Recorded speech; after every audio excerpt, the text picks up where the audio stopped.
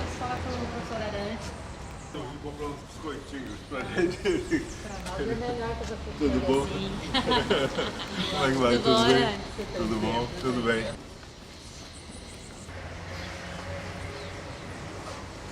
Porque o tempo da cidade fica compatível com o tempo de vida das pessoas.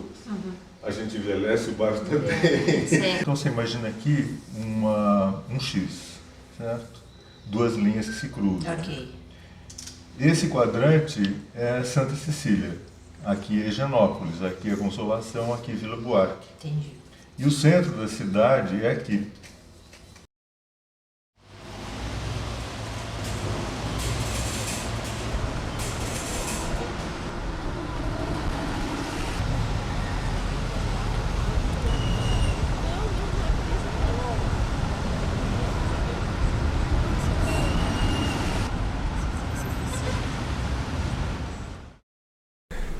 Bom, eu sou nascido em São Paulo, nasci em 43, e já no final da guerra. E meu pai também foi nascido em São Paulo, hoje falecido, minha mãe também, paulistana, meus avós maternos eram italianos. Meu pai de família portuguesa brasileira, do Vale do Paraíba, e que vieram para São Paulo muito cedo. Meu pai foi funcionário público. Minha mãe foi professora, né? A vida familiar, ela sempre foi muito dirigida para o contexto paulistano e essa confluência, digamos assim, de uma vida de família imigrante, como dizia Eunice outro dia, o ambiente doméstico predominantemente italiano e o ambiente, vamos dizer assim, político predominantemente brasileiro e paulistano. É muito interessante isso. Me lembro que eu dava aula com os colegas, assim, saía, fugia na hora do recreio, né? Íamos lá pela cidade, Viaduto do Chá, era um lugar assim, não fosse proibido, mas era um lugar assim, se atravessava, essa ideia da travessia, né? De uma fronteira, era uma coisa muito forte. Minha escola, Caetano de Campos, ela se situa na Praça da República. E eu morava em Higienópolis, sempre morei lá. E a minha vida era, enfim, dos 5 aos 14 anos, evidentemente, de casa para escola, de escola para casa, era essa alternância entre o centro da cidade e Higienópolis, diariamente. E havia sempre esse sentido de responsabilidade social muito grande. Foi um valor cultivado de família muito importante e que teve reflexos, eu acho que bastante significativos na minha própria trajetória. A questão da educação, do desenvolvimento pessoal pela educação, também sempre foi muito marcante e muito valorizado em casa. O papai lia muito e tinha uma biblioteca razoável. E na verdade, o meu caminho para as ciências sociais acho que se deve muito a isso. Quer dizer, a sensibilidade para essas questões que eu vivi desde menino, né? Então, a ideia de ser cidadão e ter a possibilidade, a responsabilidade, digamos assim, de opinar e de interferir, sempre foi muito cultivado.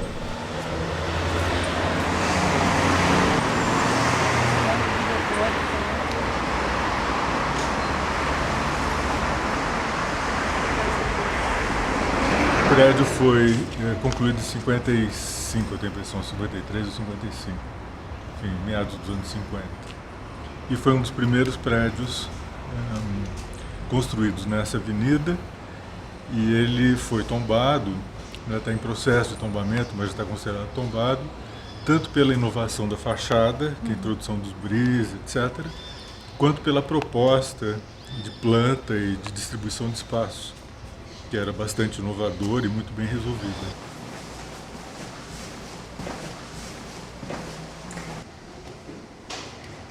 A vida na faculdade nessa época, eu não sei hoje, mas era assim absolutamente avassaladora. Quer dizer, a Faculdade de Filosofia passou a ser era o meu ambiente de manhã, à tarde e à noite. Assim, também a Faculdade de Filosofia era na Rua Maria Antônia, umas poucas quadras de casa. Quer dizer, eu sempre me senti muito fortemente vinculado ou motivado pelas razões de ordem política. Então, sempre participei de muitos atos, vários atos e movimentos, isso e aquilo. Meu senso de responsabilidade, vamos dizer, pública, ganharam forma através da antropologia e da política. Nós éramos uma geração que queria estudar para mudar o mundo. Essa visão de conhecer para mudar foi muito forte, porque a faculdade também era perto da Praça Roosevelt, onde aconteciam várias dessas coisas. Tinha o Teatro de Arena, tinha a Boate Baiuca, onde se ouvia excelente música, tinha mais adiante o Teatro Oficina.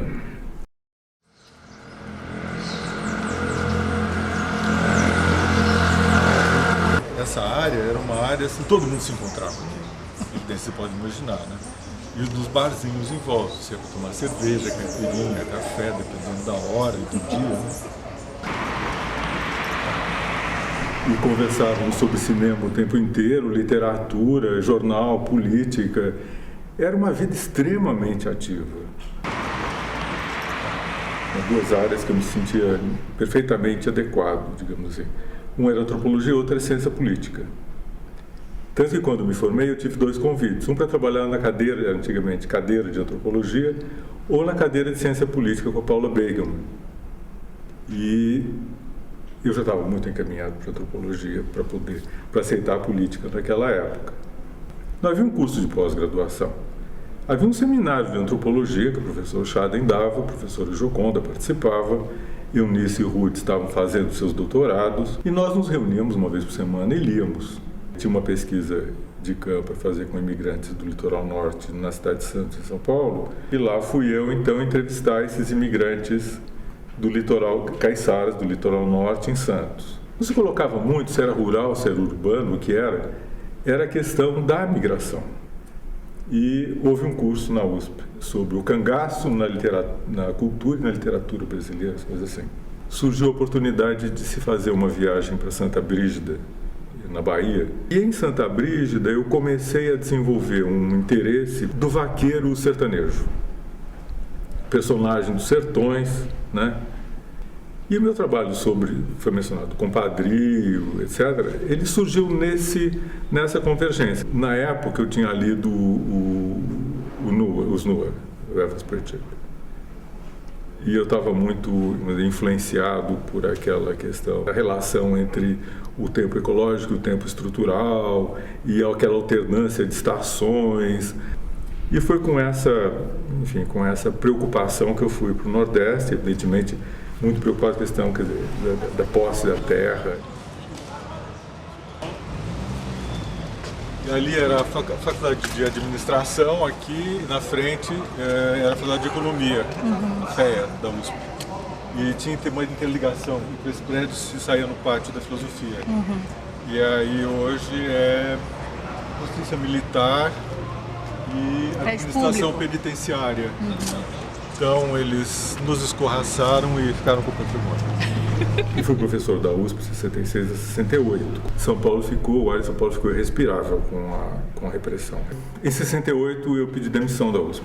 Conversei longamente com os meus amigos na época, que eram Eunice, Ruth, Zé Francisco, enfim, os professores do departamento de antropologia. E acabamos chegando, quer dizer, eu acabei chegando à conclusão de que realmente, na minha idade, 25 anos, diante daquela situação que a universidade se encontrava, que houve invasão do prédio da Maria Antônia, botaram fogo no prédio da faculdade, eu pouco teria, digamos assim, a contribuir. E realmente a proposta de criação da Unicamp era uma proposta que não era desvaziamento da USP, absolutamente não. Mas a Unicamp foi um espaço para onde migraram vários jovens recém-formados como eu, e que começaram a estruturar, digamos, junto com o Fausto Castilho, o futuro Instituto de Filosofia e Ciências Humanas. Nesse ambiente me foi dado criar o Departamento de Antropologia. Foi esse convite que me levou para Cambridge. Edmund Leach, que foi meu orientador, queria fazer antropologia nessa linha, digamos, da antropologia social britânica, que me parecia mais interessante do que a francesa, apesar do brilho e do grande impacto da obra Lévi-Strauss. Era a antropologia britânica que me interessava mais, que enfim, tinha mais afinidade com os meus interesses. Uma das minhas tarefas nessa viagem era encontrar parceiros para criar um departamento em Campinas. Porque foi assim que eu conheci a Verena e o Peter. Quando eu estava terminando o doutorado, numa das minhas vindas para o Brasil, eu fui convidado para fazer um trabalho para a Prefeitura de São Paulo, porque nesse tempo eu estava já envolvido com a questão da cultura popular. 10 anos depois, ou coisa assim, me convidaram para um debate em São Paulo, onde havia, por conta de eu ter sido participante, mentor, do primeiro movimento dessa natureza em São Paulo. E com isso eu entrei, digamos assim, oficialmente, por assim dizer, na cidade, pela via do patrimônio. É muito importante, porque, falando em cruzamentos, esse é o grande entroncamento da cidade, sempre foi. E não é à toa que desde o começo do século passado, a primeira greve geral, por exemplo, ela eclodiu a partir aqui da Praça da Sé. A Praça da Sé sempre foi um lugar de manifestação política, quer dizer, tem sido por mais de um século um lugar de manifestação política importante. O trabalho com patrimônio cultural, com processo de transformação de aspectos da vida social que envolvam estruturas materiais em patrimônio, a relação da produção, da dinâmica cultural com o Estado, né? O papel do intelectual, a responsabilidade do pesquisador, são questões que sempre me acompanharam.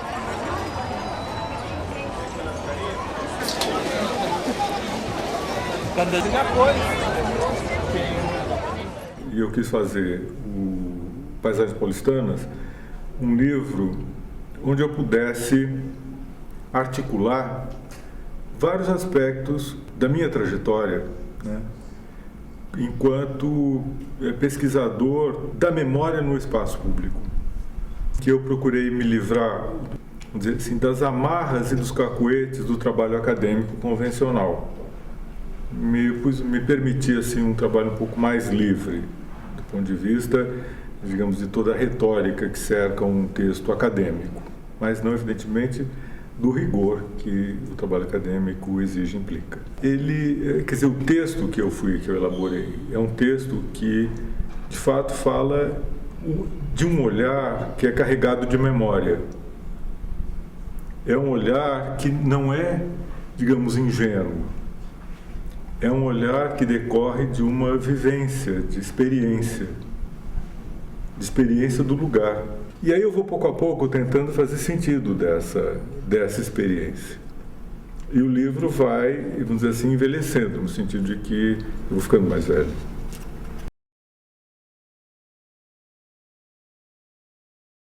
Tinha cadeia, tinha o prédio do Banco do Estado de São Paulo. Uma tentativa é um ensaio em que eu proposto, né, de um artista até, né, os veículos atores, instituições, né, vários que ele vai mapeando e vai entrevistando e vai observando.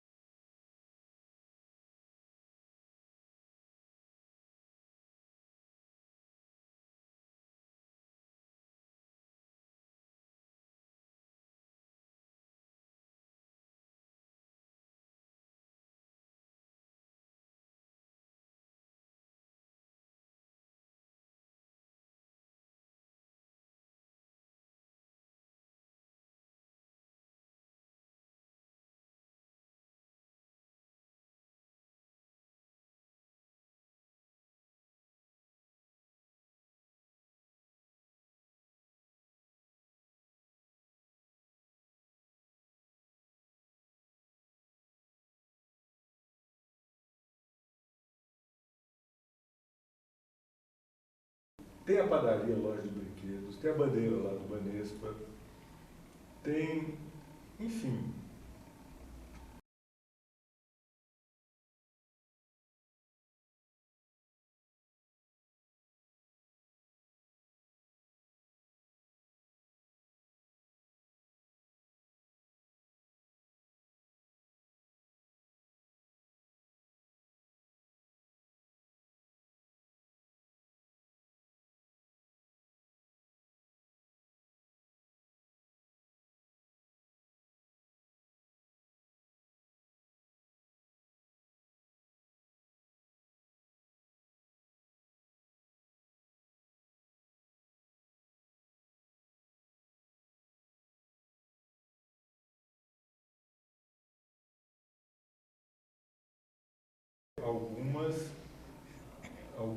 Algumas vertentes, vamos dizer assim.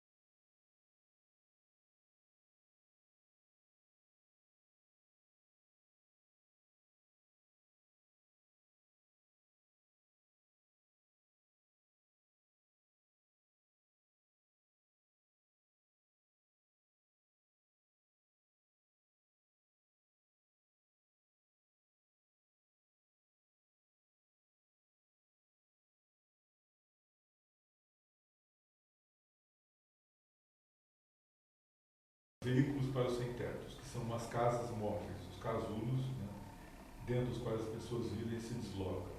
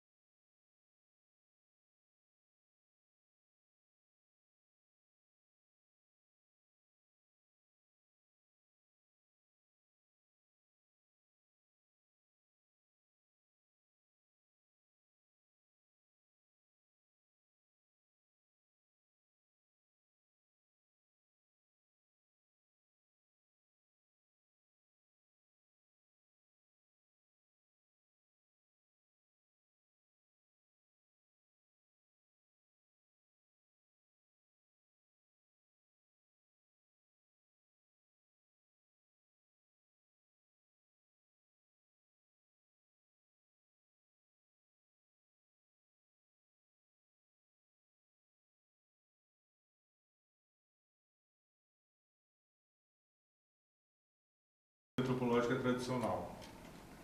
Ele implica num deslocamento, ele implica num tranco. E esse tranco, eu acho, a gente tem, eu acho importante ter, né? Essa coisa é